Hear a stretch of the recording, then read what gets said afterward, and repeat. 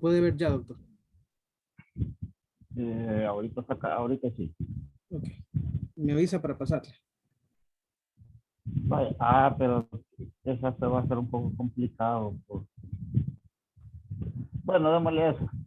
Que eso es en ¿Qué es? PDF, creo yo. Sí, doctor. Vaya, pasala. Dice a la tercera tiempo.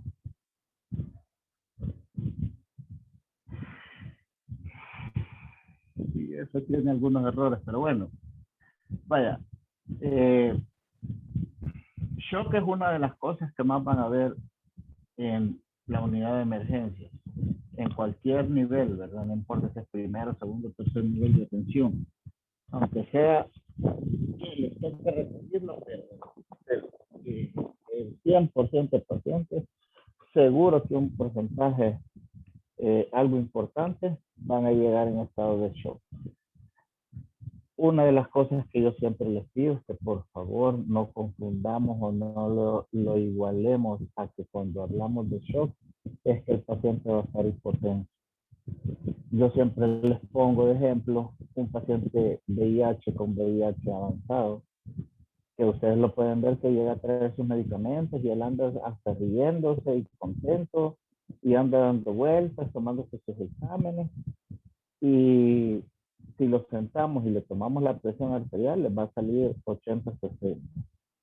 Y eso no quiere decir que el paciente está en shock. ¿Por qué? Porque todas sus, eh, sus aportes y sus demandas están en un equilibrio, que justamente eso es como definimos nosotros shock. Es cuando esas fuerzas que equilibran eh, el aporte y la demanda, pues se ven alteradas. Por eso es que se dice que es un síndrome clínico que es como consecuencia de una hipoperfusión tisular. Entonces, ¿qué es lo que ustedes tienen que buscar en un paciente a quien le sospecha en shock? Que tenga datos clínicos de hipoperfusión tisular. Eso es lo más importante, porque como ustedes pueden leer ahí, es un desequilibrio entre el aporte de oxígeno y las necesidades de este. Y obviamente de todos los sustratos que, que son inducidos por la hipoperfusión, porque estos provocan el llamado círculo vicioso del shock. Es decir, yo tengo un paciente que tiene por X o Y motivo una hipoperfusión tisular, el cuerpo, la economía del organismo empieza a liberar factores proinflamatorios tratando de contrarrestar algunas cosas y entonces se va incrementando más la lesión a tal punto de que podemos llegar a un estado irreversible del shock. Entonces nos puede provocar unos cambios en la microvasculatura que nos van a provocar fuga capilar, que nos provocan edema, que nos provocan aumento de líquido en terceros espacios, etcétera. Sigamos, por favor.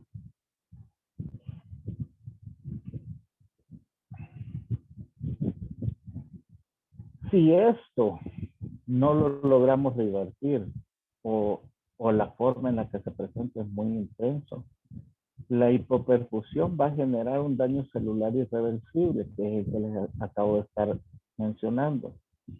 Por eso es que en las guías de abordaje del paciente shock se habla de unas horas que valen oro, porque nosotros debemos de hacer el abordaje de ese paciente haciendo de una sola vez el diagnóstico y de una sola vez reanimándolo.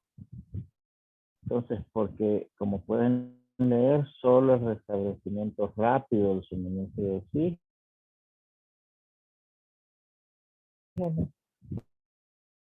y llegar que pueda ser llegar a más que hagamos por más vasopresores que le pongamos. Entonces, rápidamente es necesario por volumen sanguíneo, hay que corregir los subyacentes.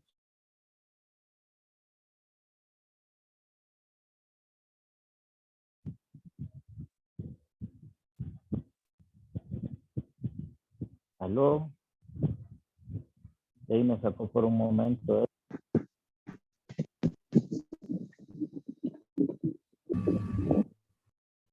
Hola, Hola, doctor.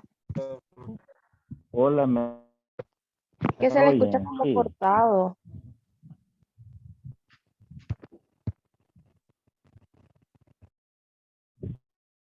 que me sacó de repente esto. Hola,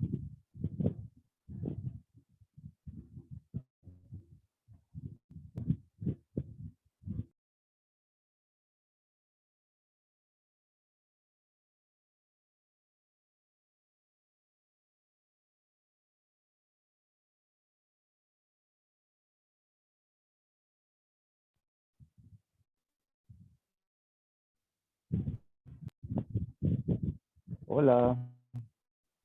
Sí se le escucha, doctor. Ahora sí, doctor.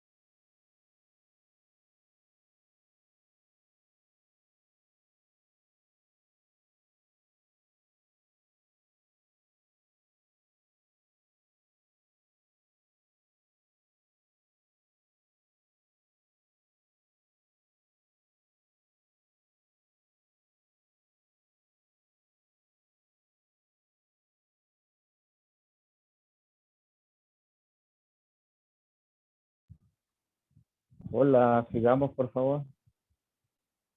Está bien esta diapositiva en la siguiente, doctor.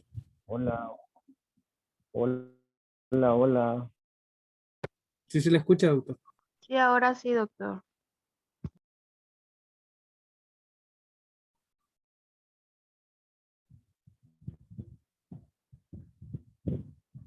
Hola, hola. Sí, doctor.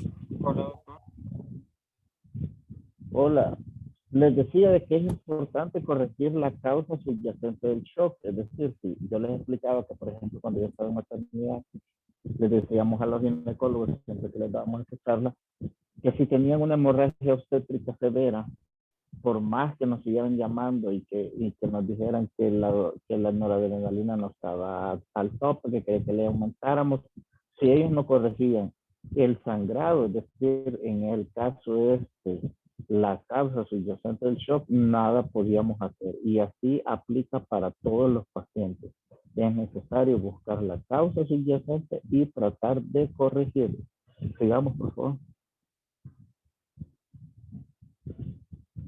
Esta diapositiva pues solo habla los efectos que provoca la hipovolemia, donde ustedes pueden ver a la derecha que provoca una disminución de gasto cardíaco. La hipoperfusión provoca una hipoxia que al final provoca apoptosis o lesión de órganos diana. Esto provoca una disregulación de la actividad simpática y una lesión de la célula endotelial, que eso provoca estasis, y una trombosis microvascular que al final provoca una coagulopatía de consumo. Y por el otro lado, pues tenemos las mismas características, que tenemos la lesión de órgano o la disfunción multiorgánica, eh, que termina siendo la causa de muerte de muchos de los pacientes que sufren shock. Sigamos, por favor. Esta es la clasificación que aparece en el Harrison yo no soy muy de acuerdo con ella, pero esa es la que aparece: hipovolémico, traumático, cardiogénico, séptico, neurogénico y el hiposuprarrenal. Como les digo, esa apréndansela por cuestión de exámenes. Recuerden que el doctor Morales de ahí es de donde les va a sacar todas las preguntas. Sigamos, por favor. Aquí tenemos en la siguiente diapositiva una serie de cosas que el organismo hace para tratar de contrarrestar la hipoperfusión tisular, y por eso es de que yo siempre les digo que cuando les pregunto que cuál es la primera manifestación clínica del paciente en shock, me terminan diciendo que la oliguria o la anuria o no sé qué, pero la primera manifestación clínica es que ustedes saben de que el gasto cardíaco va determinado por el volumen sistólico y por la frecuencia cardíaca. Entonces, lo primero que hace la economía del cuerpo es que aumenta la frecuencia cardíaca por medio de estimulaciones vagales. Y de esto pues trata de contrarrestar la poca perfusión tisular que tenemos. Además, ustedes saben de que el corazón y el cerebro son de metabolismo alto y solo toleran poquitos minutos de hipoperfusión.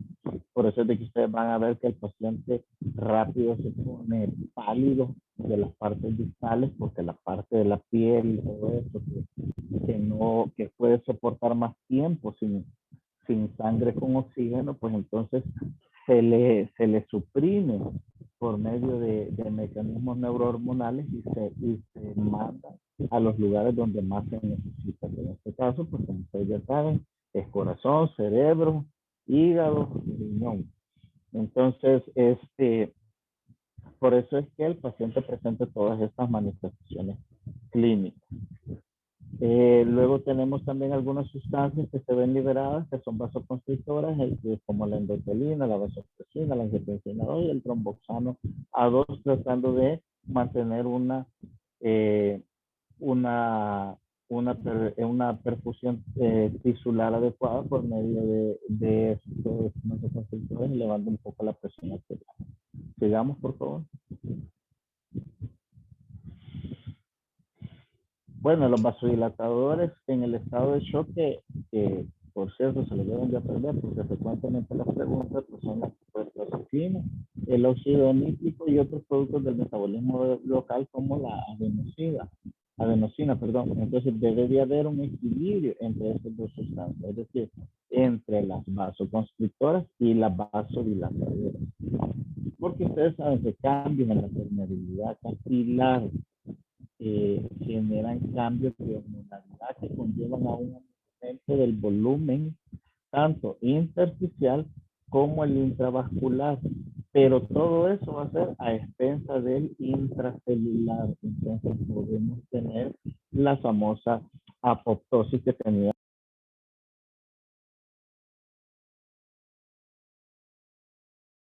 Digamos, por favor.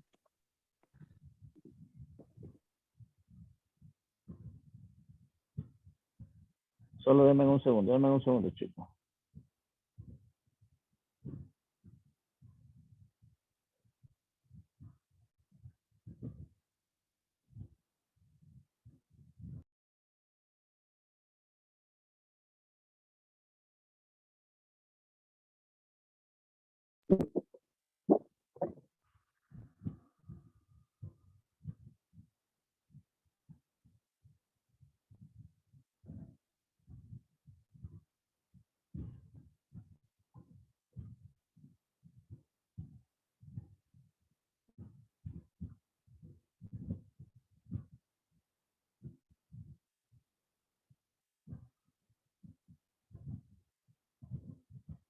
Sigamos. En cuanto a las respuestas celulares, pues el transporte normal de nutrientes al intersticio y la disfunción mitocondrial, que está alterada por todos los mecanismos que ya hablamos, van a provocar una disminución de los depósitos del ATP intercelular. Entonces, la consecuencia de esto a nivel celular, porque recuerden que todo debemos de entenderlo a nivel celular. La consecuencia de esto es que genera iones hidrógeno y aumento del lactato y otros productos del desecho del metabolismo anaerobio. Por eso es que cuando nosotros estamos ante un paciente con hipoperfusión tisular, que lo vemos con artrocianosis distal, pálido, hipotenso, bien taquicárdico, una de las cosas que le tomamos son los gases arteriales. Porque en la gasometría arterial o gasometría venosa, si yo le tomo una vena central, yo puedo tener un montón de información. Entre esa, si el paciente está ácido, si el paciente tiene una acidosis metabólica, una acidosis respiratoria, y puedo obtener los niveles de lactato que logro recolectar del capilar, si lo hago a nivel de gases arteriales. ¿Qué información me da esto? Bueno, pues si tengo un lactato súper alto y yo empiezo a restablecer la bulimia y después, unos minutos después, el paciente ya está un poco más estable y todo, y yo le tomo unos gases arteriales y encuentro que el lactato ha descendido, eso me da parámetros para decir de que las cosas que hemos hecho, la reanimación que hemos hecho, va por buen camino. Y entonces, bueno, puedo seguir estableciendo la terapéutica puedo seguir haciendo la terapéutica que ya tenía establecida. La disfunción transmembrana a expensas del sodio y del agua que provocan edema celular e hipocalcemia en la etapa terminal, con un acúmulo de calcio intracelular. Por eso es de que ven ustedes que de una manera, no quiero decir la frecuente porque no es como que a cada rato lo hacemos. Sin embargo, cuando tenemos un paciente con esto y vemos de que no hemos logrado revertir todas estas cosas, pues entre tantos exámenes que mandamos estos electrolitos para que nosotros nos dé un parámetro y bueno, poder hablar con la familia y decirle, mire, hemos hecho esto y todo lo humanamente posible y bueno, las cosas no se han logrado revertir. Y yo ya me voy preparando para un evento no tan favorable. Digamos, por favor.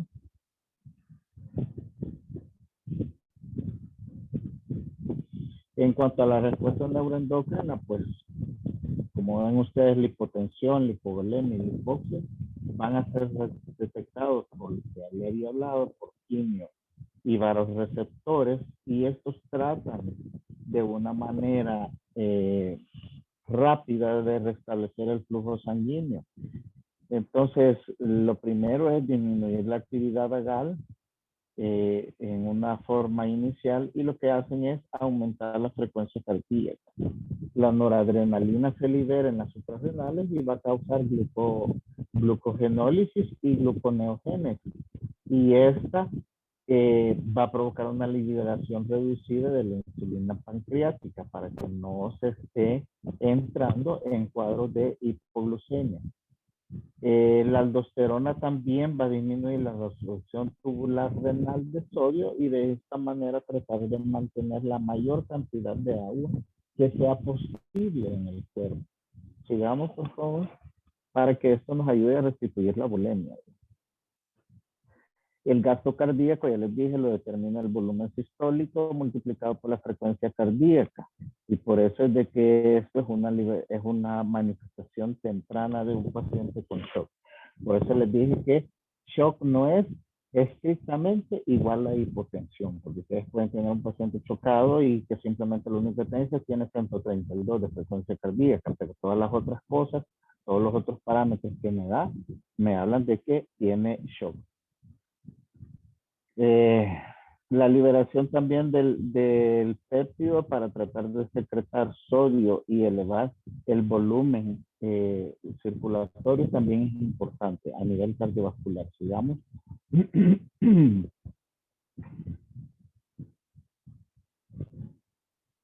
En cuanto a la respuesta pulmonar, pues puede haber, y esto es bien frecuente. Lo que pasa es de que nosotros en nuestras latitudes no utilizamos catéter que miden directamente la resistencia vascular pulmonar, pero en el paciente en estado de shock, principalmente en el shock séptico, puede desarrollar una falla cardíaca congestiva del lado de cámara derecha. Y esto puede provocarnos incluso una elevación de la presión pulmonar y nos puede dar aumentos de la presión de enclavamiento de la arteria pulmonar. La taquipnea, que puede provocar de forma transitoria una alcalosis respiratoria, que bueno, ustedes creo que ya eso ya lo saben. Y otra de las cosas que también es pregunta por lo general, es que ustedes saben de que tener tanto tiempo al paciente con fiebre bien alta, en donde no tenemos nada de aporte de oxígeno, que lo tenemos en decúbito y que la disminución del volumen minuto va a estar presente, entonces todo esto puede provocar a que haya disminución de la capacidad residual, es decir, del poco aire que queda en los pulmones a la hora de exhalar, y esto favorecer la presencia de atelectasias. Esto es súper frecuente y por eso es de que a veces tenemos que usar el famoso PIP en las máquinas de ventilación mecánica.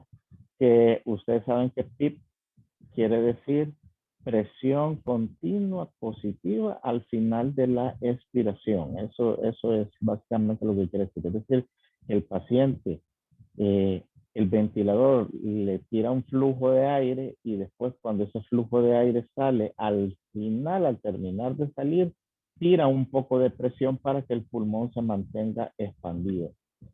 ¿Qué es lo que sucede? Que si el paciente está hipotenso y yo mantengo mucho o tengo muchas presiones elevadas, es decir, el PIP lo mantengo muy alto por tratar de evitar estas atelectasias, voy a mantener casi siempre los pulmones inflados y entonces al mantenerlos inflados voy a provocar que el corazón no se logre contraer y relajar de una forma adecuada y entonces esto me puede botar el gasto cardíaco. Son cosas que hay que tener muy en cuenta. Esto siempre se los explico yo así más detallado, pero bueno, ustedes saben que sí, por Zoom es casi imposible. Sigamos, por favor. Bueno, en cuanto a la respuesta renal, básicamente ya hablamos la función de la aldosterona y también la disminución de la diuresis por la vasopresina. Puede provocarnos una acidosis tubular e incluso hasta una rhabdomiolisis. Sigamos, por favor.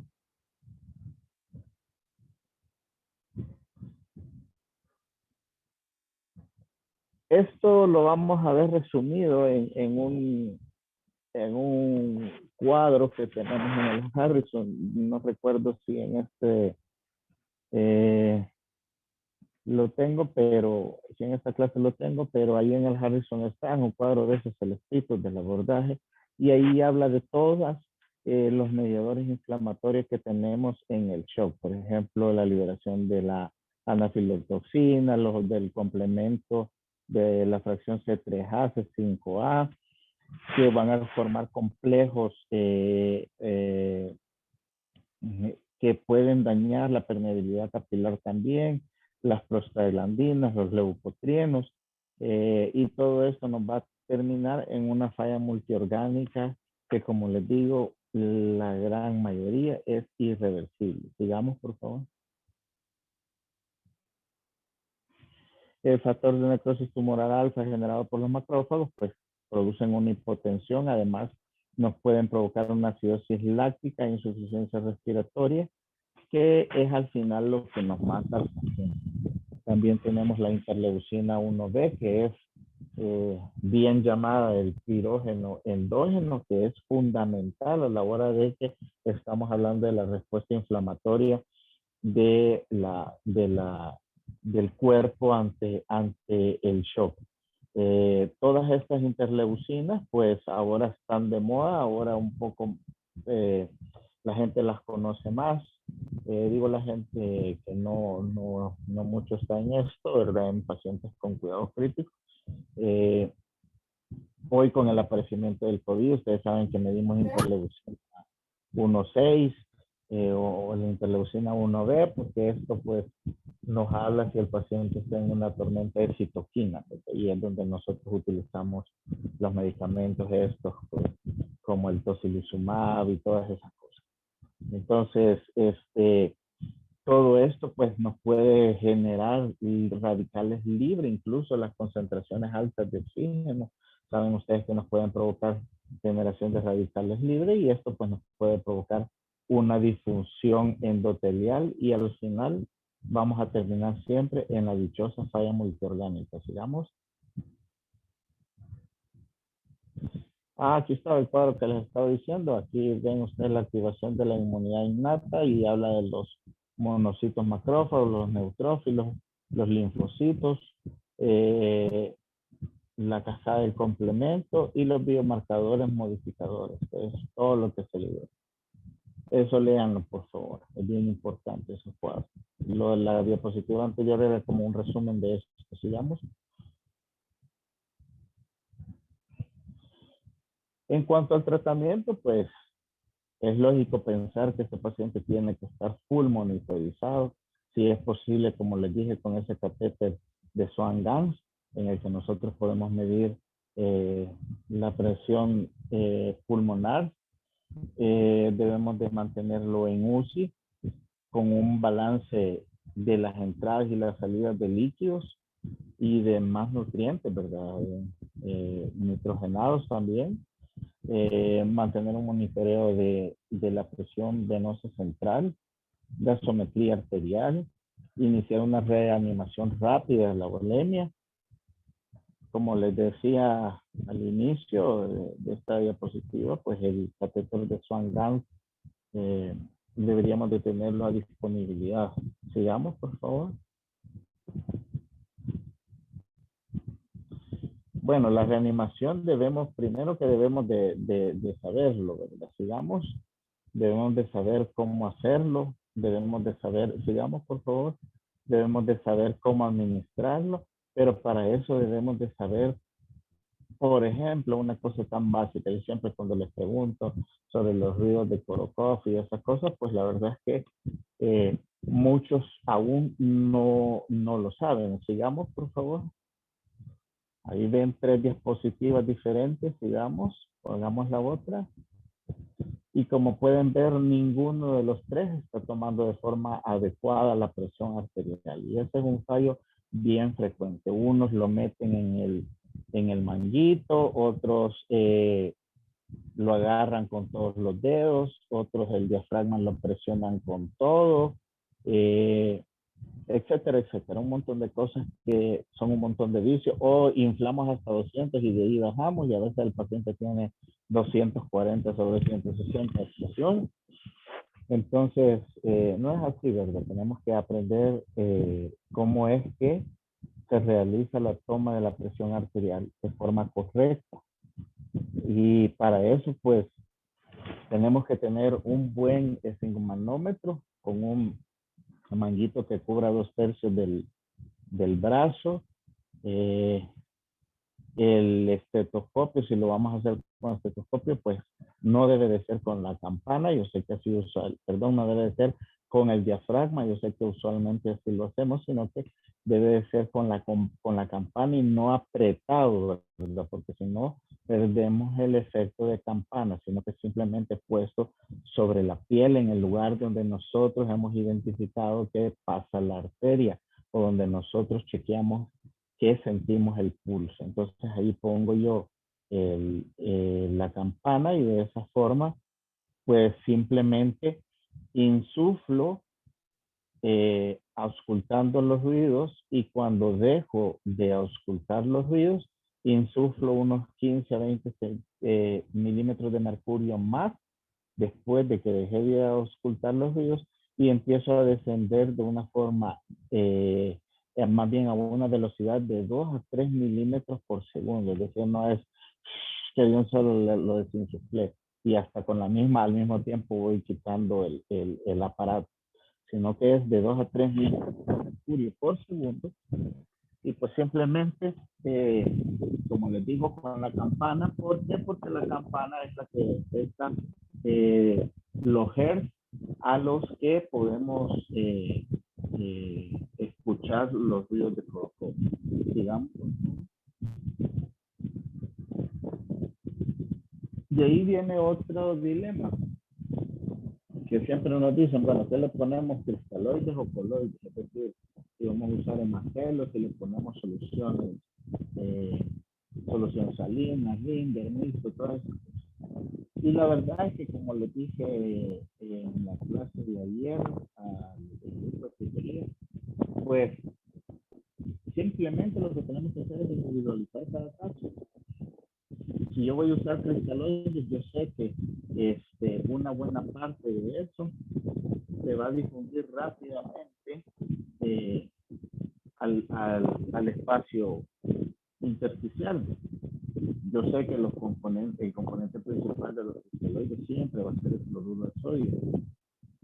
Entonces, el efecto predominante de los cristaloides va a ser expandir el intersticial y no de una forma rápida el volumen plasmático. Digamos, por favor, debo tener en cuenta, como les he dicho en otras intervenciones, que la solución salina al 0.9, o como le decimos, mal llamada solución salina normal, yo les dije que no es ni químicamente ni fisiológicamente normal. A esta solución lo correcto es llamarle una solución de cloruro de sodio entera, o por el porcentaje al 0.9%. Digamos, no lo llamamos normal porque es ligeramente hipertónica con respecto al plasma, y esto puede dar como resultado un desplazamiento del líquido intracelular al extracelular, y rápidamente solución salina al 0.9. Puede haber edema intersticial al usar salino al 0.9 con respecto a otras soluciones con menor cantidad de milimoles, como el ringer lactato, que solo tiene 130 y algo, ¿verdad? 132, si no recuerdo mal, versus 154 que tiene el cloruro de sodio al 0.9%. Sigamos con todo. Perdón, 103. El ritmo al que se dice que debemos de reanimar estos pacientes es por lo menos a 30 ml por cada kilo por hora. Entonces, ustedes saben, en alguien de 60 kilos, 7 por 3, son 21, ¿verdad? Entonces, esa cantidad es lo que debemos de administrar por kilo por hora.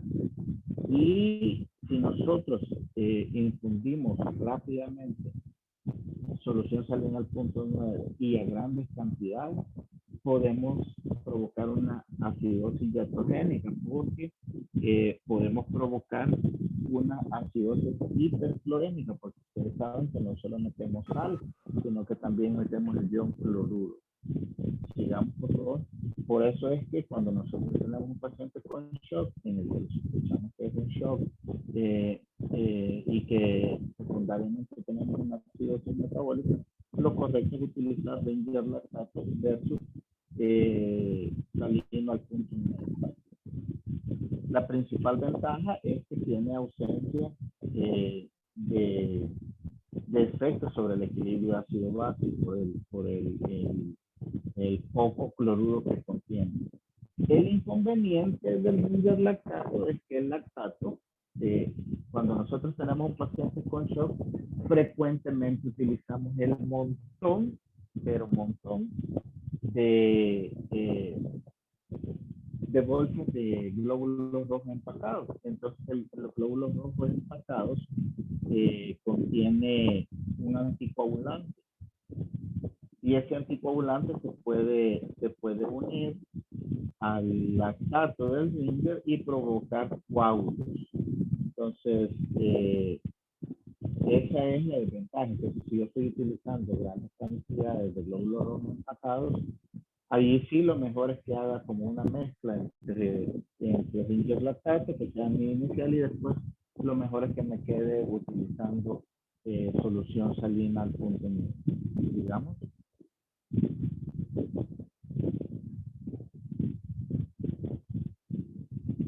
Siempre hablando de los coloides, los cristaloides, pues deben de saber que el coloide me levanta mucho más rápido el volumen plasmático que un cristaloide. Además, me lo sostiene por más tiempo. Entonces, por ejemplo, si yo tengo un paciente con una quemadura de una superficie corporal bastante importante y lo tengo hipotenso, una de las cosas que yo puedo hacer para mantener por más tiempo eso, mientras logro establecer todas las otras cosas de ese paciente, es la administración de un coloide. Sí se puede, nada más que ustedes saben que puede tener algunos otros efectos, como que tampoco la solución salina al punto 9 del todo inocua. Entonces también debemos de sabernos los efectos adversos que pueden tener los coloides y cómo contrarrestarlos. Y además debemos de saber cuánto tiempo yo voy a mantener más o menos este volumen circulante al administrar un coloide. Sigamos, por favor.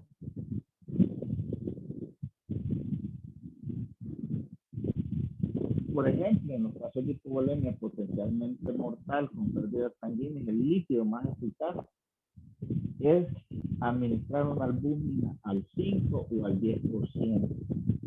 Si nosotros tenemos un shock con una hipoalbuminemia severa, con desplazamiento del plasma de intersticio, como por ejemplo lo que sucede en el paciente con cirrosis hepática, sea la causa que sea, por diabetes, por alcohol, por lo que sea, una forma de recuperar rápido y de mantener el volumen plasmático estable es administrar albúmina al 20 o al 25%.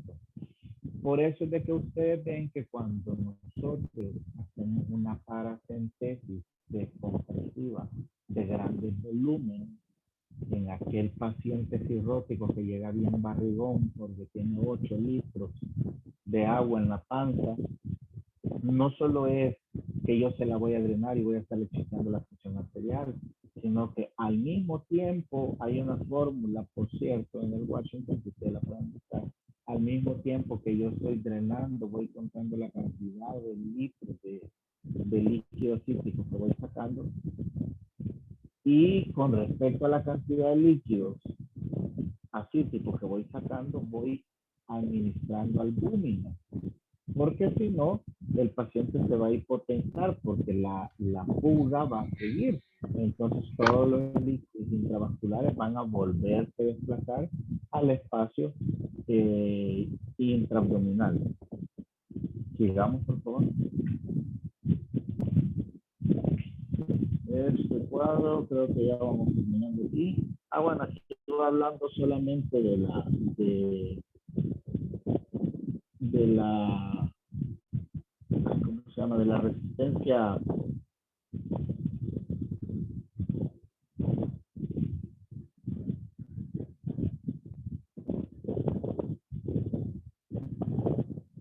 ¿aló? Sí, doctor. Hola, hola. Se escucha, doctor. Vaya, este cuadro igual está en el Harrison y aquí va hablando más que nada de los procesos que ocurren en el momento de la hipotensión. Pasemos a la siguiente, por favor.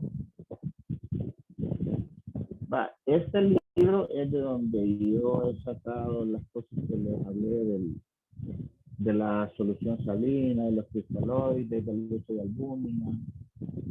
Yo les recomiendo que se pueden darle una chequeada, el título de Shock no es tan extenso, y de ahí lo demás, lean lo del Harrison, porque el doctor Morales le dice lo que lean los cuadros, siempre los cuadros esos de abordaje del paciente, los cuadros diagnósticos, los algoritmos, etc.